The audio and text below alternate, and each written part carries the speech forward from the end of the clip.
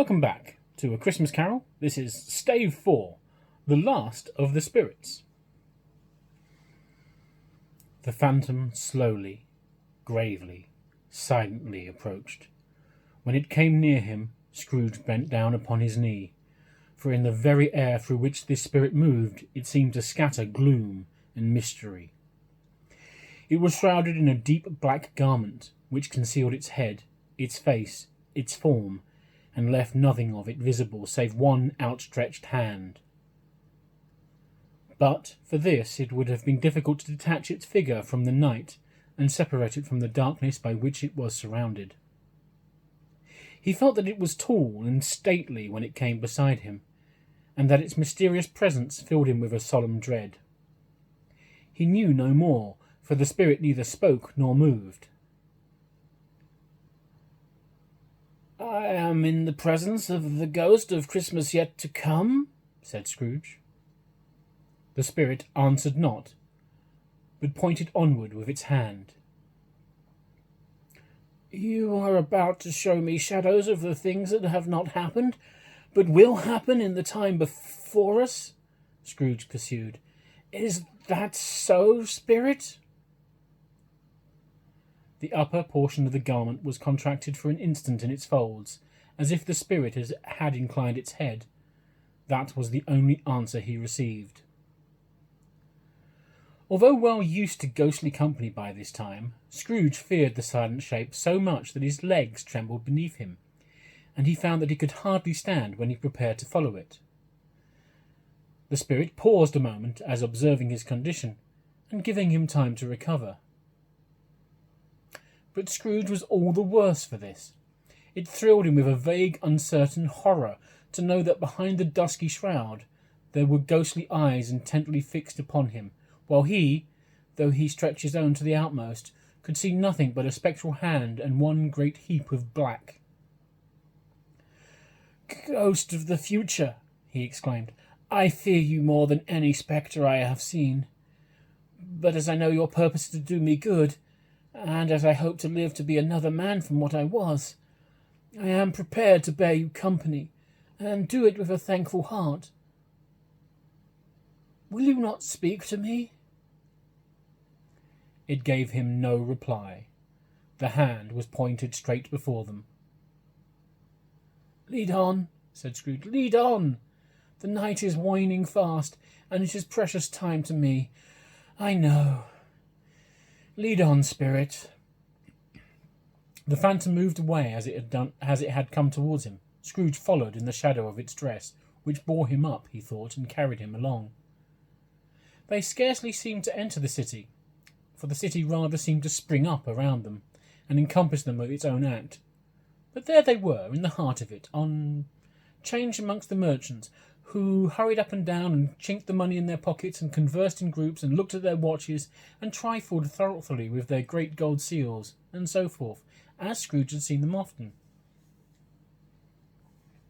The spirit stopped beside one little knot of businessmen. Observing that the hand was pointed to them, Scrooge advanced to listen to their talk. "Now," said a great fat man with a monstrous chin, "I don't know much about it. Either way, I know he's dead." "And did he die?" inquired another. "Last night, I believe." "Why, what was the matter with him?" asked a third, taking a vast quantity of snuff out of a very large snuff-box. "I thought he'd never die." "God knows," said the first with a yawn. "What's he done with his money?" asked a red-faced gentleman with a pendulous excrescence on the end of his nose that looked like the gills of a turkey cock. "I haven't heard," said the man with the large chin, yawning again. "Left it to his company, perhaps. He hasn't left it to me, that's all I know." This pleasantry was received with a general laugh. "It's likely to be a very cheap funeral," said the same speaker, "for upon my life I don't know of anybody to go to it. Suppose you make up a party and volunteer." "I don't mind going if a lunch is provided," observed the gentleman with the excrescence on his nose, "but I must be fed if I make one." Another laugh. "Well, I am the most disinterested among you after all," said the first speaker, "for I never wear black gloves, and I never eat lunch, but I'll offer to go if anybody else will." And I come to think of it, I'm not sure that I wasn't his most particular friend, for we used to stop and speak whenever we met. Bye-bye. Speakers and listeners strolled away and mixed with the other groups. Scrooge knew the men and looked towards the spirit for an explanation. The phantom glided onto another street. Its finger pointed to two persons meeting. Scrooge listened again, thinking the explanation might lie here. He knew these men also perfectly. They were men of business, very wealthy and of great importance. He had made a point always of standing well in their esteem, in a business point of view. That is, strictly in a business point of view. "How are you?" said one. "How are you?" returned the other. "Well," said the first, "Old Scratch has got his own at last, eh?" "So I'm told," returned the second. "Cold, isn't it?" "Seasonable for Christmas time. You're not a skater, I suppose?" No, something else to think of. Good morning." Not another word. That was their meeting, their conversation, and their parting. Scrooge was at first inclined to be surprised that the spirit should attach importance to conversations apparently so trivial, but feeling assured that they must have some hidden purpose, he set himself to consider what it was likely to be. They could scarcely be supposed to have any bearing on the death of Jacob, his old partner, for that was past, and this ghost province was the future. Nor could he think of anyone immediately connected with himself to whom he could apply them. But nothing doubting that, to whomsoever they applied, they had some latent moral for his own improvement. He resolved to treasure up every word he heard, and everything he saw, and especially to observe the shadow of himself when it appeared. For he had an expectation that the conduct of his future self would give him the clue he missed, and would render the solution of these riddles easy. He looked about in that very place for his own image, but another man stood in his accustomed corner, and though the clock pointed to his usual time of day for being there, he saw no likeness of himself among the multitudes that poured in through the porch. It gave him little surprise, however, for he had been revolving in his mind a change of life, and thought and hoped he saw his new-born resolutions carried out in this. Quiet and dark, beside him stood the phantom, with its outstretched hand. When he roused himself from his thoughtful quest, he fancied from the turn of the hand, and its situation in reference to himself, that the unseen eyes were looking at him keenly. It made him shudder and feel very cold. They left the busy scene, and went into an obscure part of the town, where Scrooge had never penetrated before, although he recognised its situation and its bad repute.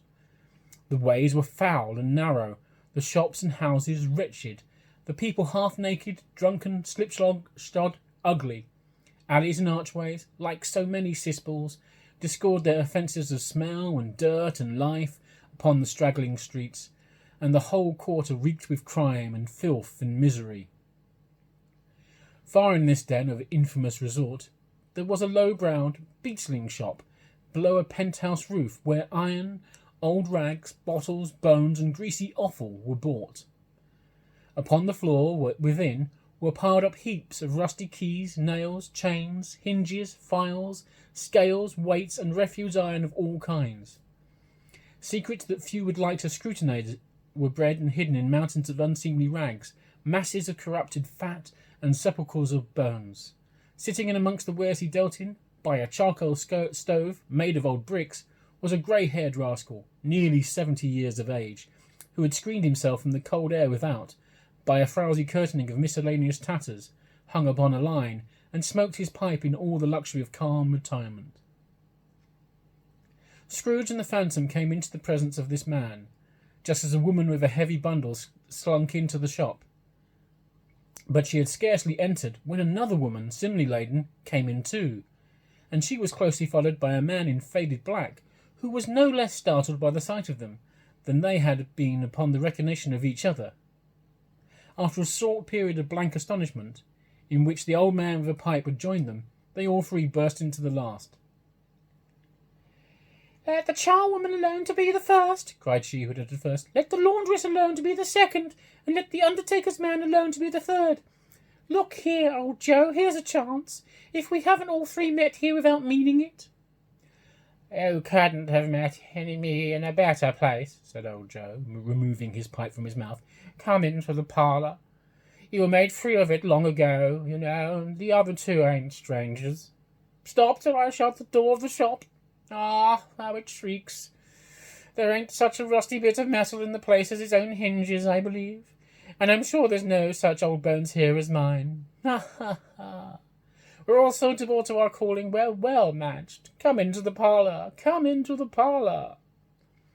The parlour was the space behind the screen of rags. The old man raked the fire together with an old stair rod, and having trimmed his smoky lamp, for it was night, with the stem of his pipe, put it in his mouth again. While he did this, the woman had already spoken, threw her bundle on the floor, and sat down in a flaunting manner on a stool, crossing her elbows and her knees, and looking with a bold defiance at the other two. "What odds, then? What odds, Mrs. Dibbler?" said the woman. "Every person has a right to take care of themselves. He always did." "That's true indeed," said the laundress. "No man more so." "Why, then, don't stand staring as if you were afraid, woman. Who's the wiser? We're not going to pick holes in each other's coats, I suppose?" "No, indeed," said Mrs. Dibbler and the man together. "We should hope not." "Very well, then," cried the woman. "That's enough. Who's the worse for the loss of a few things like these? Not a dead man, I suppose?" "No, indeed," said Mrs. Dibbler, laughing. "If he wanted to keep them after he was dead, a wicked old screw," pursued the woman, "why wasn't he natural in his lifetime? If he had been, he'd have had someone to look after him when he was struck with death, instead of lying gasping out his last there, alone by himself." "It's the truest word that has ever spoke," said Mrs. Dibbler. "It is a judgment on him." "I wish it was a little heavier judgment," replied the woman. "And it should have been. You may depend on it, if I could have laid my hands on anything else. Open that bundle, old Joe, and let me know the value of it. Speak out plain. I'm not afraid to be the first, nor afraid for them to see it. We know pretty well that we're helping ourselves before we meet here. I believe it's no sin. Open the bundle, Joe." But the gallantry of her friends would not allow of this, and the man in faded black, mounting the breach first, produced his plunder. It was not extensive. A seal or two, a pencil case, a pair of sleeve buttons, and a brooch of no great value were all. They were severally examined and appraised by old Joe, who chalked the sums he was disposed to give for each upon the wall, and added them up into a total when he found there was nothing more to come. "That's your account," said Joe, "and I wouldn't give another sixpence if I was to be boiled for not doing it. Who's next?" Mrs. Dibbler was next. Sheets and towels, a little wearing apparel, 2 old-fashioned silver teaspoons, a pair of sugar tongs, and a few boots. Her account was stated on the wall in the same manner. "I always give too much to ladies. It is a weakness of mine, and that's the way I ruin myself," said old Joe. "That's your account. If you asked me for another penny and made it open question, I'd repent of being so liberal and knock off half a crown." "And now undo my bundle, Joe," said the first woman. Joe went down on his knees for the greater convenience of opening it, and, having unfastened a great many knots, dragged out a large and heavy roll of some dark stuff. "What do you call this?" said Joe. "Bed curtains?" "Ah," returned the woman, laughing and leaning forward over her crossed arms. "Bed curtains." "You don't mean to say you took them down, rings and all, with him lying there?" said Joe. "Yes, I do," replied the woman. "Why not?" "You were born to make your fortune," said Joe, "and you'll certainly do it." "I certainly shan't hold my hand when I can get anything in it by reaching it out for the sake of such a man as he was. I promise you, Joe," returned the woman coldly. "Don't drop that all upon the blankets now." "His blankets?" asked Joe. "Who else do you think?" replied the woman. "He isn't likely to take cold with them now, I dare say." "I hope he didn't die of anything catching, eh?" said old Joe, stopping in his work and looking up. "Don't you be afraid of that," returned the woman. "I ain't so fond of his company that I'd loiter about for him for such things, if he did. Ah, you may look through that shirt till your eyes ache, but you won't find a hole in it, nor a threadbare place. It's the best he had, and a fine one too. They'd have wasted it if it hadn't been for me." "What do you call wasting of it?" asked old Joe. "Putting it on him to be buried in, to be sure," replied the woman with a laugh. "Somebody was fool enough to do it, but I took it off again. If calico ain't good enough for such a purpose, it isn't good enough for anything. It's quite as becoming to the body. He can't look uglier than he did in that one. Scrooge listened to this dialogue in horror, as they sat grouped about their spoil in the scanty light afforded by the old man's lamp. He viewed them with a detestation and disgust which could hardly have been greater, though there have been obscene demons marketing the corpse itself. "Ha ha!" laughed the same woman when old Joe, producing a flannel bag with money in it, tore out their several gains upon the ground. "This is the end of it, you see. He frightened everyone away from him when he was alive, to profit us when he was dead. Ha ha ha!" "Spirit," said Scrooge, shuddering from head to foot. I see. The case of this unhappy man might be my own. My life tends that way now. Merciful heaven, what is this?" He recoiled in terror, for the scene had changed, and now he almost touched a bed. A bare, uncurtained bed, on which, beneath a ragged sheet, there lay something covered up, which, though it was dumb, announced itself in awful language. The room was very dark, too dark to be observed with any accuracy, though Scrooge glanced around in obedience to a secret impulse, anxious to know what kind of room it was. A pale light, rising in the outer air, fell straight upon the bed, and on it, plundered and bereft, unwatched, unwept, uncared for, was the body of this man. Scrooge glanced towards the phantom. Its steady hand was pointed to the head. The cover was so carelessly adjusted that the slightest raising of it, the motion of a finger upon Scrooge's part, would have disclosed the face. He thought of it, felt how easy it would be to do, and longed to do it, but he had no more power to withdraw the veil than to dismiss the spectre at his side. "O cold, cold, rigid, dreadful death, set up thine altar here, and dress it with such terrors as thou hast at thy command, for this is thy dominion. But of the loved, revered, and honoured head thou canst not turn one hair to thy dread purposes, or make one feature odious. It is not that the hand is heavy and will fall down with released. It is not that the heart and pulse are still, but that the hand was open, generous, and true, the heart brave, warm, and tender, and the pulse a man's. Strike, shadow, strike, and see his good deeds springing from the wound, to sow the world with life immortal." No voice pronounced these words in Scrooge's ears, and yet he heard them when he looked upon the bed. He thought, if this man could be raised up now, what would be his foremost thoughts? Avarice? Hard-dealing? Gripping cares? They have brought him to a rich end, truly. He lay in the dark, empty house, with not a man, a woman, or a child, to say that he was kind to me in this or that, and for the memory of one kind word I will be kind to him. A cat was tearing at the door, and there was the sound of gnawing rats beneath the hearthstone. What they wanted in the room of death, and why they were so restless and disturbed, Scrooge did not dare to think. "Spirit," he said, "this is a fearful place. In leaving it, I shall not leave its lesson. Trust me. Let us go." Still the ghost pointed with an unmoved finger to the head. "I understand you," Scrooge returned, "and I would do it if I could. But I have not the power, Spirit. I have not the power." Again it seemed to look upon him. "If there's any person in the town who feels emotion caused by this man's death," said Scrooge, quite agonized, "show that person to me, spirits, I beseech you." The phantom spread its dark robe before him for a moment, like a wing, and withdrawing it, revealed a room by daylight where a mother and her children were. She was expecting someone, and with anxious eagerness, for she walked up and down the room, started at every sound, looked out from the window, glanced at the clock, tried, but in vain, to work with her needle, and could hardly bear the voices of the children in their play. At length the long-expected knock was heard. She hurried to the door and met her husband, a man whose face was careworn and depressed, though he was young. There was a remarkable expression in it now, a kind of serious delight of which he felt ashamed, and which he struggled to repress.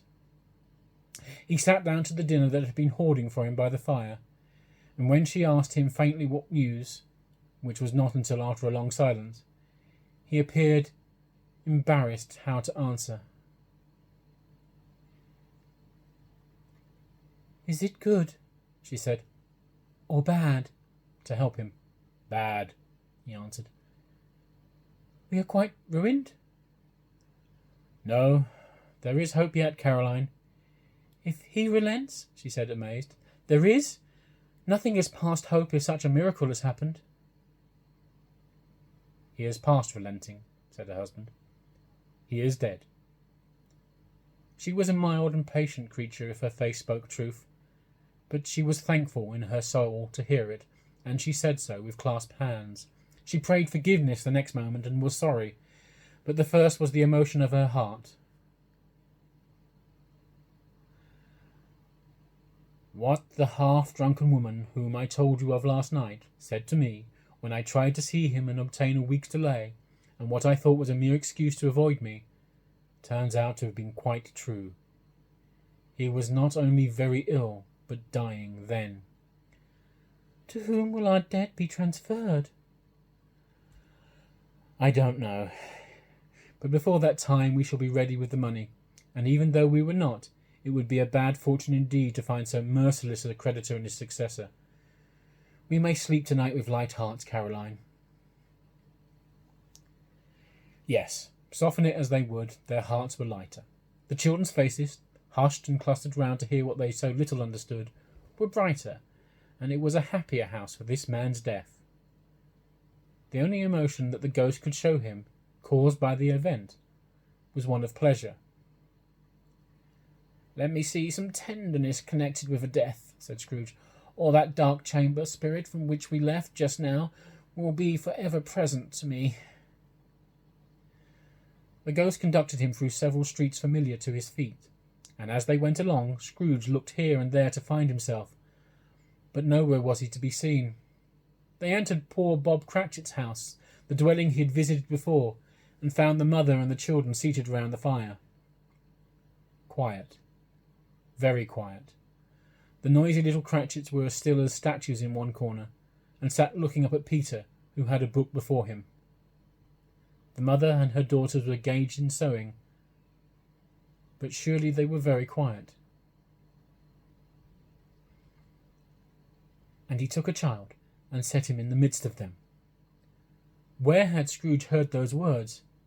He had not dreamed them. The boy must have read them out as he and the spirit crossed the threshold. Why did he not go on? The mother laid her work upon the table and put her hand up to her face.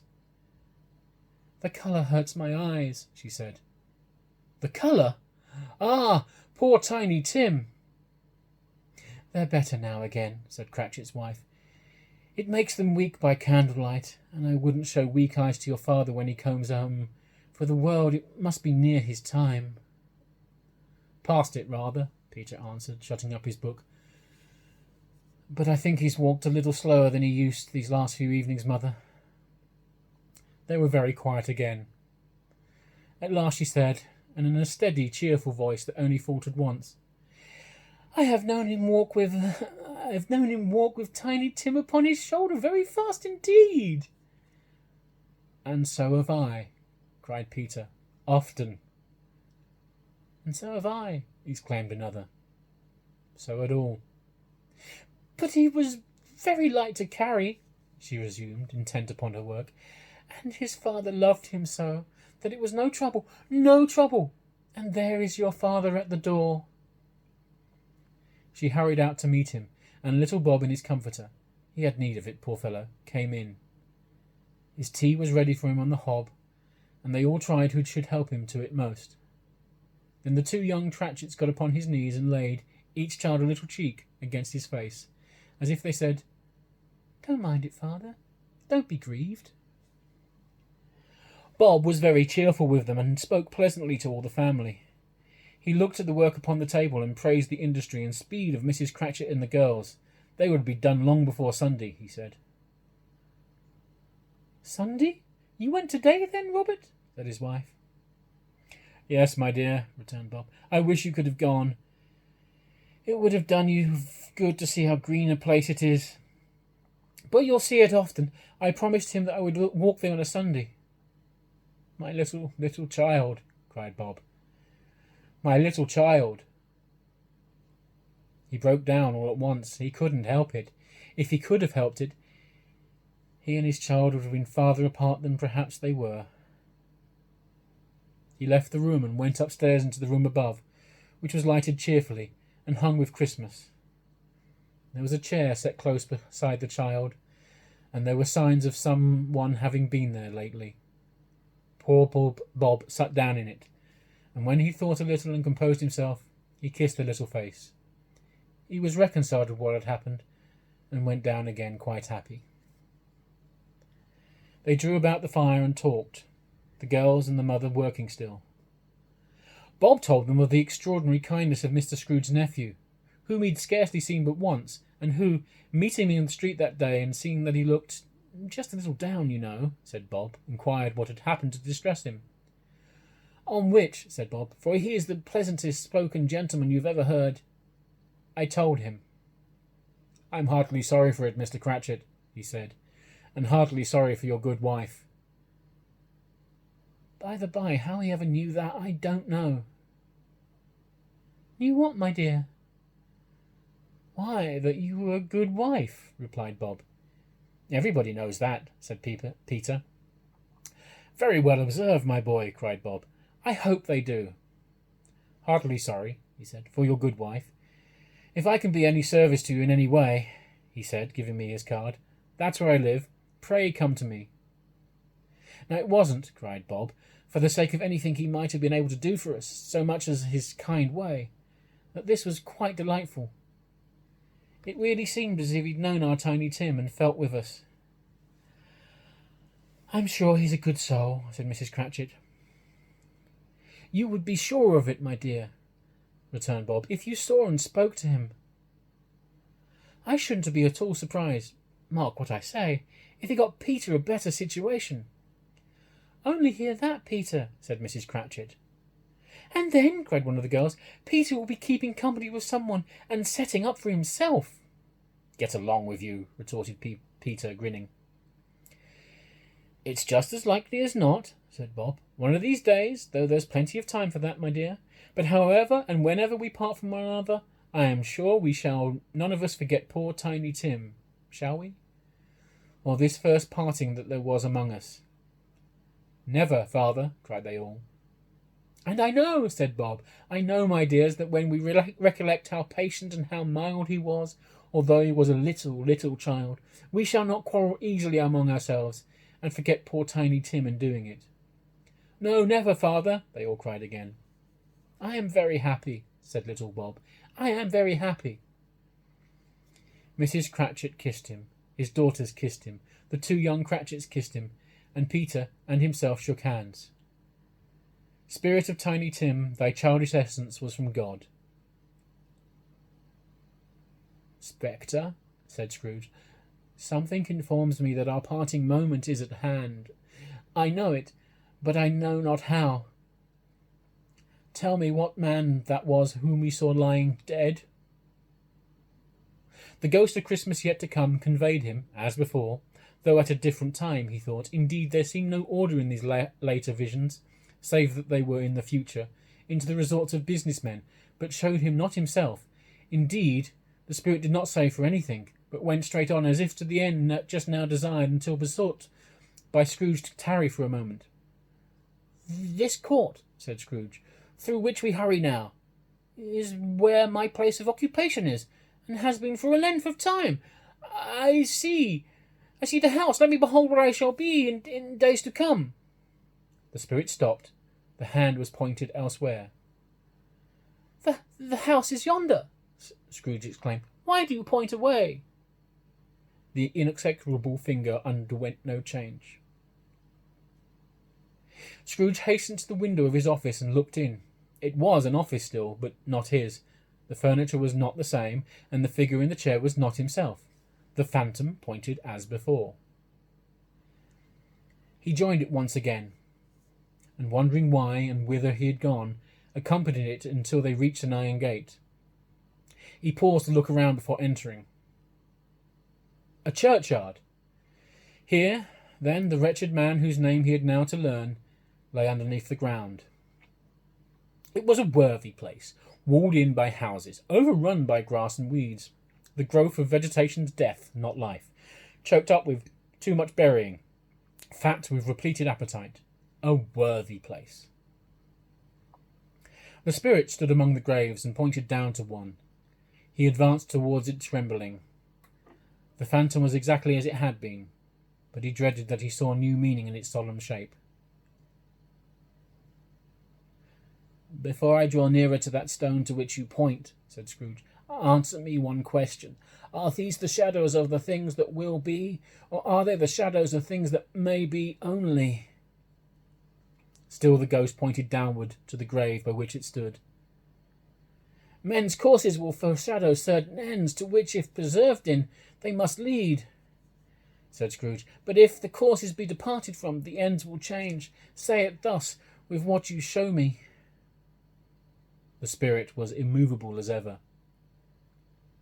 Scrooge crept towards it, trembling as he went. Following the finger, read upon the stone of the neglected grave his own name, Ebenezer Scrooge. "Am I that man who lay upon the bed?"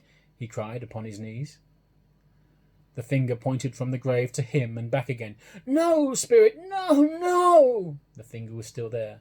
"Spirit," he cried, tight clutching at his robe, "hear me! I am not the man I was. I will not be the man I must have been for this intercourse. Why show me this if I am past all hope?" For the first time the hand appeared to shake. "Good spirit," he pursued, as down upon the ground he fell before it, "your nature intercedes for me and pities me. Assure me that I may yet change these shadows you have shown me by an altered life." The kind hand trembled.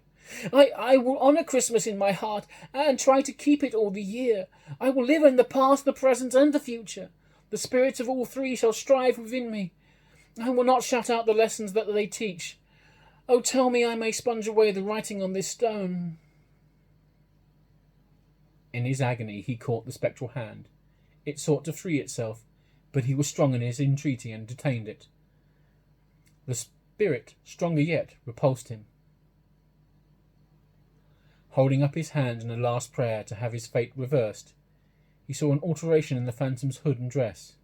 It shrunk, collapsed, and dwindled down into a bedpost. And that's the end of that part. I hope you enjoyed the reading of that. I think I may have made a mistake with some of the voices, but hey, I don't care. I do care, but I don't care. You get me anyway. Until the next part, which will be the end of it, literally. Take care now.